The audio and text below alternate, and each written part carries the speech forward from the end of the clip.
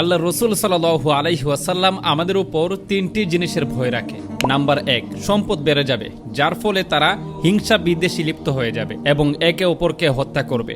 Number 2, কুরআনে মাজিদ সকলের সামনে খুলে যাবে, অর্থাৎ মূর্খ শিক্ষিত সবাই কোরআন বোঝার দাবি করবে, আর লোকজন কোরআনের মুতাশাবি, যেটা বোঝার ক্ষমতা মানুষের নাই, সেটা বোঝার চেষ্টা তারা করবে।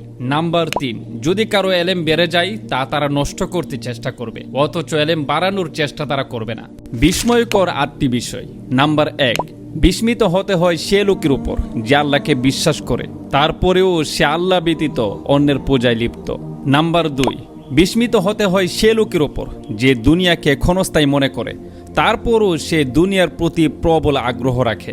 নাম্বার 3, বিস্মিত হতে হয় সে লোকের উপর যে শয়তানকে দুশ্মন মনে করে, আবার সে তার অনুসরণ করে।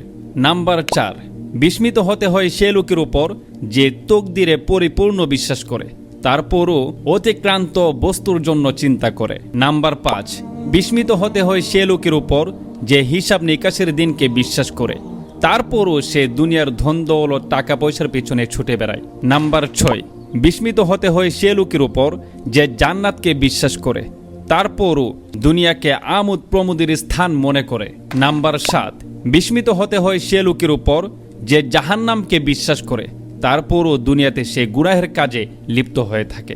এবং নাম্বার 8, বিস্মিত হতে হয় সে লোকের উপর যে মৃত্যুকে ভয় করে, কিন্তু তারপরেও বরত্ব ও অহংকার দেখায়, অথচ জীবন নৌকা তাকে সব সময় ধ্বংসের উপকূলে নিয়ে যাচ্ছে। প্রিয় মুসলিম ভাই আমার, যে উপদেশগুলি আমরা শুনলাম মানার চেষ্টা করব, তাহলে জীবন আমাদের অনেকটাই পরিবর্তন হয়ে যাবে।